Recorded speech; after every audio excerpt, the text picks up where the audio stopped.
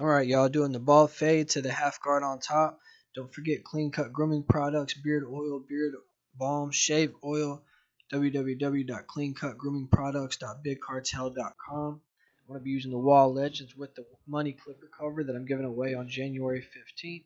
Using my Wall Balding clippers, my GTX, and my Andis shavers. Now, I didn't include the lineup because there really wasn't much of one, and I didn't do the Andis. That's because I'm still learning about these clips and how to put them in and stuff. So work with me. The drape is very important. I wanted to make sure I included the drape because I see some people are having trouble with the neck strip, right?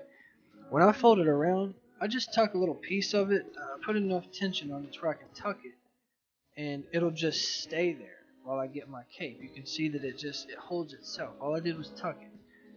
And when I put my cape on, I make sure that it's following around the neck strip because we're talking about sanitation.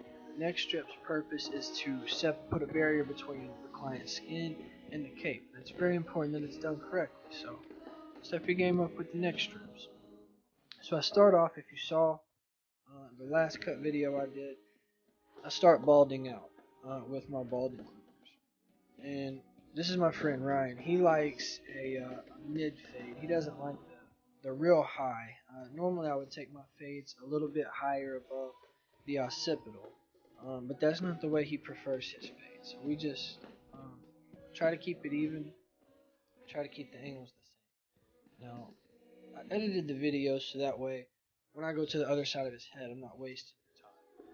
So you can just see I try to keep, I look at the temple peak point as my point of reference and make the other side match it. It's very important that it match and that I flick up at the transition points.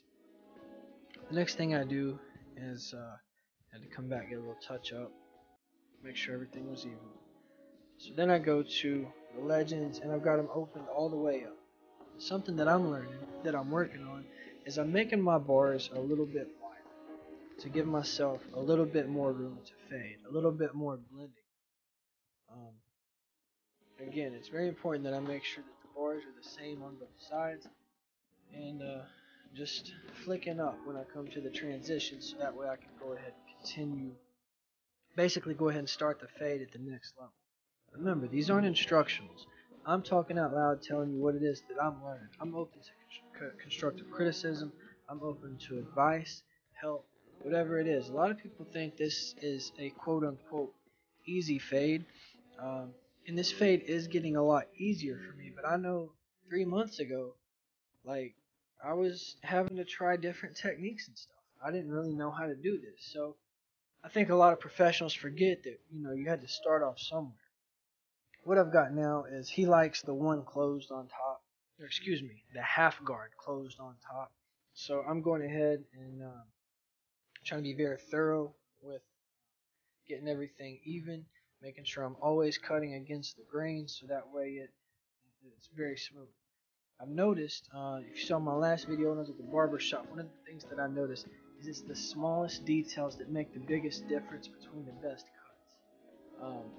Eli, some of the stuff he showed me is like just finding little imperfections and knocking them out, and that's really the biggest difference between an excellent haircut and a good haircut. A lot of this stuff, barbers, man, we're highly critical of ourselves. It's because we have the barber's eye. Most of the clients don't have the barber's eye, and they can't spot the mistakes that we spot, especially if you're a passionate barber, especially if you want to be the best barber that you can be, you're going to see the little mistakes.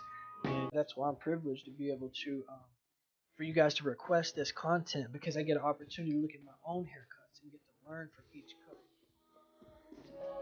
So I'm just continuing to, go against the grain, going towards the whirl in the back of his head because that's where it starts. So you can see me hitting different angles and stuff. And so that's what I'm trying to do, just make sure that his bald is even.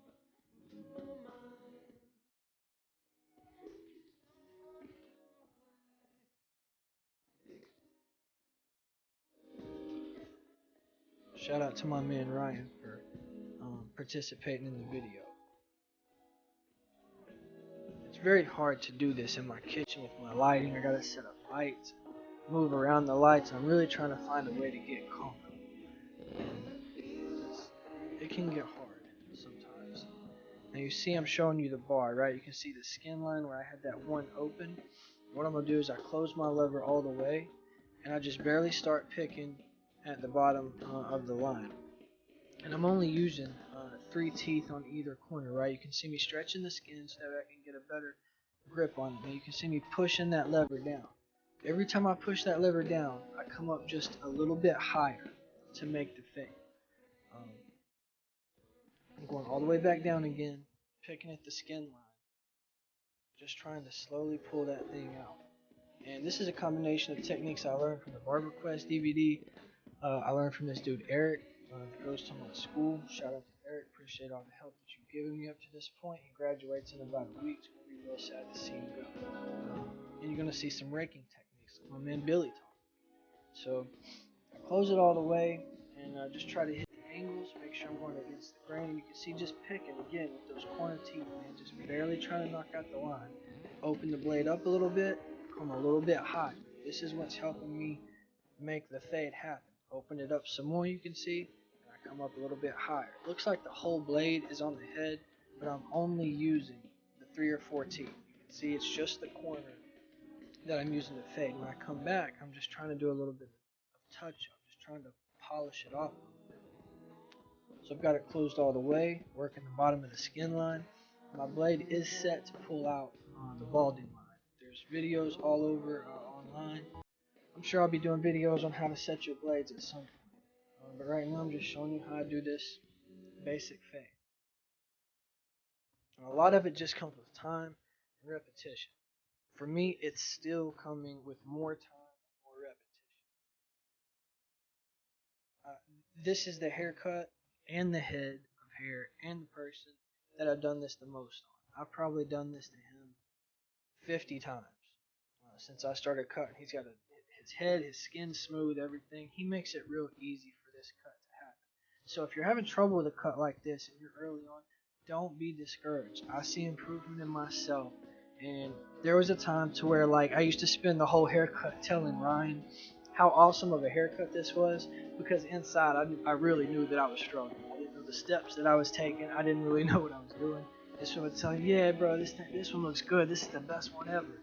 And then he would walk out the door and I could kind of like see a little bit of line. So it's all a process. Now I've got my half guard on. Excuse me, I think I told you earlier that he had a half guard closed as his top. It's a half guard open. So I'm going through the same process. I've got the half guard on. You'll see I close it all the way, and I apologize for standing in front of the camera. That's really unacceptable, standing in front. The only reason why I put this out is because you guys have been asking a lot for a cut video. I'm not trying to do quantity over quality, but I did want to put something for y'all to see out. So what I'm doing is the same thing. I've got the half guard on. I close it all the way to work out the bottom of the line, just picking at it, and then I'll pop the lever a little bit, come up a little bit higher, open it all the way, and come all the way up. I know the top of his head is a half open. So when I've got the half closed and I'm working at the line, that's beginning to fade. I hope y'all enjoyed it. I hope y'all learned something. If you have any questions, if you have any ideas, thoughts, suggestions, constructive criticism, go ahead and drop them in the comments. Go ahead and like the video. Show me your support. And if you haven't, go ahead and start subscribing, because this is just the beginning. I'm just now learning how to use my cameras, just now figuring out a schedule and a system for what it is I'm going to be putting out. And this is grassroots. So definitely want to be a part of the journey, a part of the process, and I appreciate everybody's support. Till next time, peace.